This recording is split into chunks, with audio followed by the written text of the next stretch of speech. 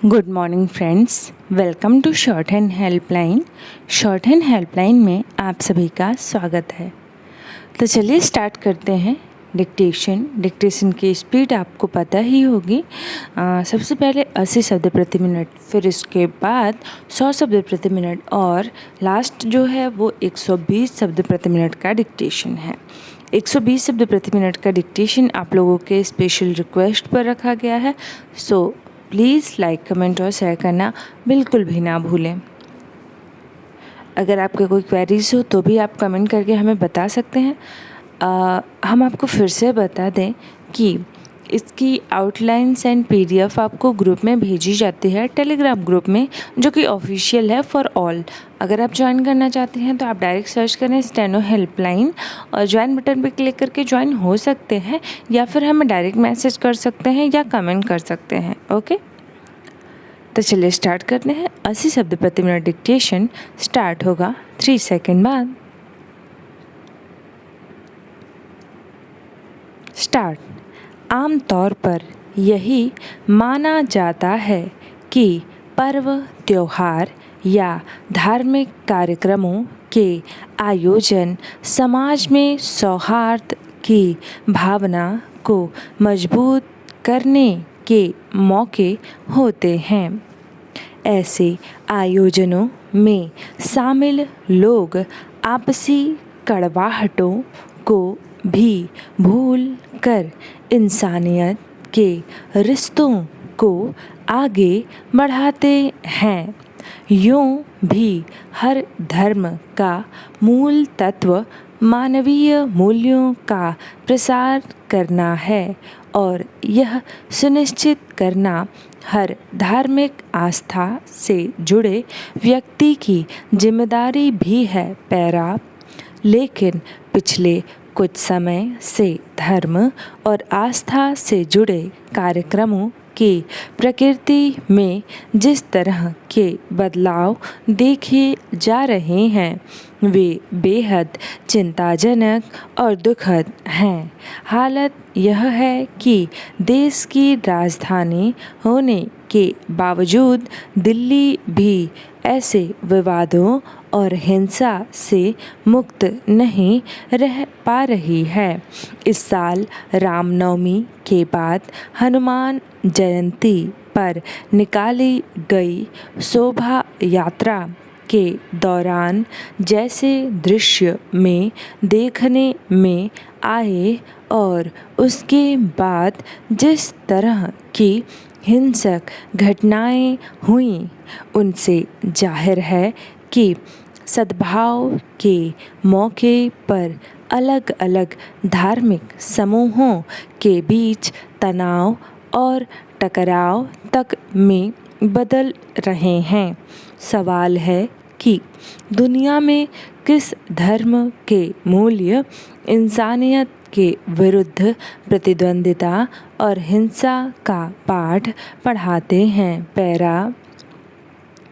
गौरतलब है कि दिल्ली के जहांगीरपुरी इलाके में शनिवार को निकाले गए रामनवमी के जुलूस में दो समुदायों के बीच हिंसक टकराव हो गया।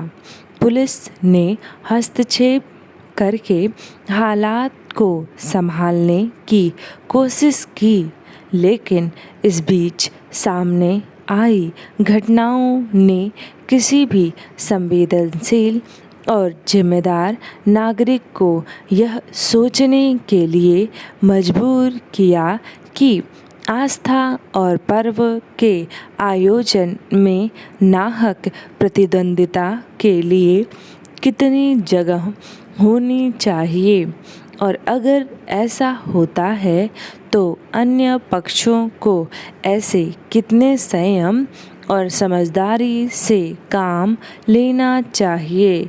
विडंबना यह है कि जहांगीरपुरी में जो हुआ उसमें अमूमन सभी पक्षों ने गैर जिम्मेदारी, लापरवाही और उतावलेपन का प्रदर्शन किया। पैरा।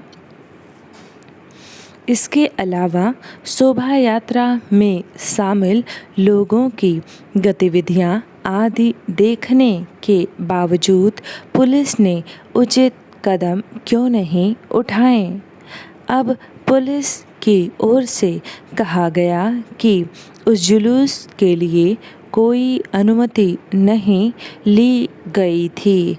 हैरानी की बात है कि किसी छोटी घटना पर भी तत्काल प्रतिक्रिया कर हालात संभालने की क्षमता रखने का दावा करने वाली पुलिस की इजाज़त के बिना सरेआम ऐसी शोभा यात्रा का आयोजन कैसे संभव हो गया?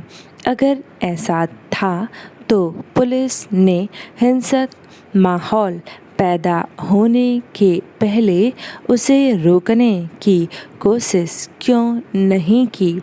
जब देश में सबसे सुरक्षित माने जाने वाले इलाके के रूप में राजधानी दिल्ली में अराजकता और हिंसा का माहौल बनाने में कुछ लोगों को कामयाबी मिल जाती है तो इसे कैसे देखा जाना चाहिए?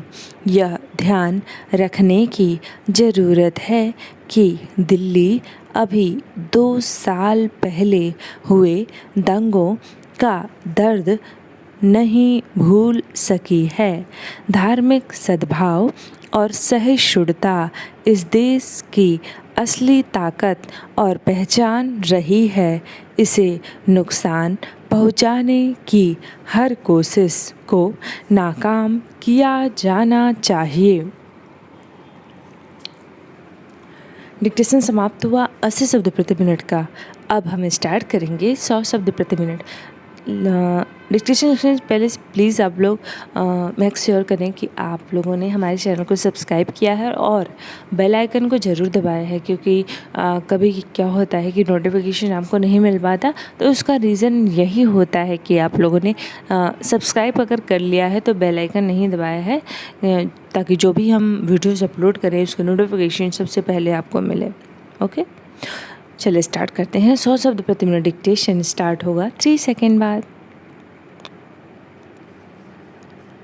स्टार्ट। आमतौर पर यही माना जाता है कि पर्व त्योहार या धार्मिक कार्यक्रमों के आयोजन समाज में सौहार्द की भावना को मजबूत करने के मौके होते हैं। ऐसे आयोजनों में शामिल लोग आपसी कड़वाहटों को भी भूल कर इंसानियत के रिश्तों को आगे बढ़ाते हैं। यूं भी हर धर्म का मूल तत्व मानवीय मूल्यों का प्रसार करना है और यह सुनिश्चित करना हर धार्मिक आस्था से जुड़े व्यक्ति की जिम्मेदारी भी है। पैरा।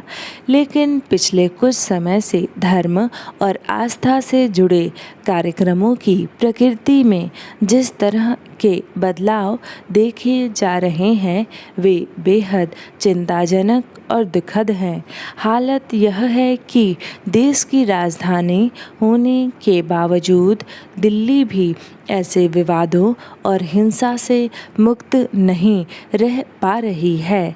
इस साल रामनवमी के बाद हनुमान जयंती पर निकाली गई शोभा यात्रा के दौरान जैसे दृश्य में देखने में आए और उसके बाद जिस तरह की हिंसक घटनाएं हुईं, उनसे जाहिर है कि सद्भाव के मौके अब अलग अलग धार्मिक समूहों के बीच तनाव और टकराव तक में बदल रहे हैं। सवाल है कि दुनिया में किस धर्म के मूल्य इंसानियत के विरुद्ध प्रतिद्वंदिता और हिंसा का पाठ पढ़ाते हैं। पैरा। गौरतलब है कि दिल्ली के जहांगीरपुरी इलाके में शनिवार को निकाले गए रामनवमी के जुलूस में दो समुदायों के बीच हिंसक टकराव हो गया। पुलिस ने हस्तक्षेप करके हालात को संभालने की कोशिश की, लेकिन इस बीच सामने आई घटनाओं ने किसी भी संवेदनशील और जिम्मेदार नागरिक को यह सोचने के लिए मजबूर किया कि आस्था और पर्व के आयोजन में नाहक प्रतिद्वंदिता के लिए कितनी जगह होनी चाहिए और अगर ऐसा होता है तो अन्य पक्षों को ऐसे कितने संयम और समझदारी से काम लेना चाहिए। विडंबना यह है कि जहांगीरपुरी में जो हुआ उसमें अमूमन सभी पक्षों ने गैर जिम्मेदारी, लापरवाही और उतावलेपन का प्रदर्शन किया। पैरा इसके अलावा शोभा यात्रा में शामिल लोगों की गतिविधियां आदि देखने के बावजूद पुलिस ने उचित कदम क्यों नहीं उठाए। अब पुलिस की ओर से कहा गया कि उस जुलूस के लिए कोई अनुमति नहीं ली गई थी। हैरानी की बात है कि किसी छोटी घटना पर भी तत्काल प्रतिक्रिया कर हालात संभालने की क्षमता रखने का दावा करने वाली पुलिस की इजाज़त के बिना सरेआम ऐसी शोभा यात्रा का आयोजन कैसे संभव हो गया। अगर ऐसा था तो पुलिस ने हिंसक माहौल पैदा होने के पहले उसे रोकने की कोशिश क्यों नहीं की। जब देश में सबसे सुरक्षित माने जाने वाले इलाके के रूप में राजधानी दिल्ली में अराजकता और हिंसा का माहौल बनाने में कुछ लोगों को कामयाबी मिल जाती है तो इसे कैसे देखा जाना चाहिए। यह ध्यान रखने की ज़रूरत है कि दिल्ली अभी 2 साल पहले हुए दंगों का दर्द नहीं भूल सकी है। धार्मिक सद्भाव और सहिष्णुता इस देश की असली ताकत और पहचान रही है।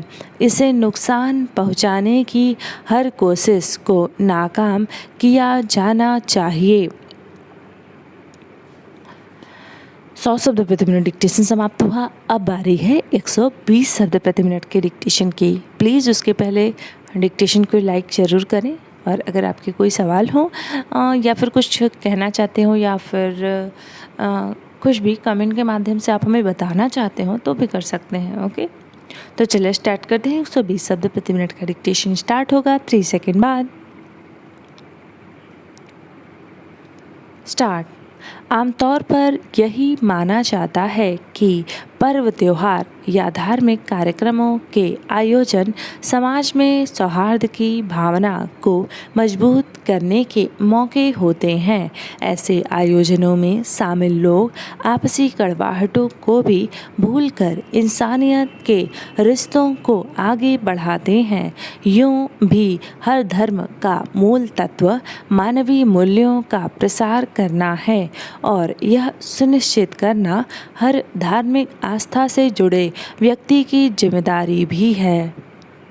पैरा, लेकिन पिछले कुछ समय से धर्म और आस्था से जुड़े कार्यक्रमों की प्रकृति में जिस तरह के बदलाव देखे जा रहे हैं वे बेहद चिंताजनक और दुखद हैं। हालत यह है कि देश की राजधानी होने के बावजूद दिल्ली भी ऐसे विवादों और हिंसा से मुक्त नहीं रह पा रही है। इस साल रामनवमी के बाद हनुमान जयंती पर निकाली गई शोभा यात्रा के दौरान जैसे दृश्य में देखने में आए और उसके बाद जिस तरह की हिंसक घटनाएं हुईं, उनसे जाहिर है कि सद्भाव के मौके अब अलग अलग धार्मिक समूहों के बीच तनाव और टकराव तक में बदल रहे हैं। सवाल है कि दुनिया में किस धर्म के मूल्य इंसानियत के विरुद्ध प्रतिद्वंदिता और हिंसा का पाठ पढ़ाते हैं। पैरा, गौरतलब है कि दिल्ली के जहांगीरपुरी इलाके में शनिवार को निकाले गए रामनवमी के जुलूस में दो समुदायों के बीच हिंसक टकराव हो गया। पुलिस ने हस्तक्षेप करके हालात को संभालने की कोशिश की, लेकिन इस बीच सामने आई घटनाओं ने किसी भी संवेदनशील और जिम्मेदार नागरिक को यह सोचने के लिए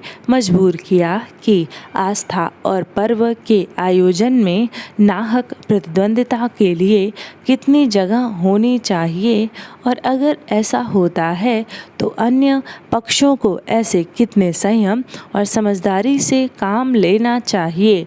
विडंबना यह है कि जहांगीरपुरी में जो हुआ उसमें अमूमन सभी पक्षों ने गैर जिम्मेदारी, लापरवाही और उतावलेपन का प्रदर्शन किया। पैरा इसके अलावा शोभा यात्रा में शामिल लोगों की गतिविधियां आदि देखने के बावजूद पुलिस ने उचित कदम क्यों नहीं उठाए। अब पुलिस की ओर से कहा गया कि उस जुलूस के लिए कोई अनुमति नहीं ली गई थी।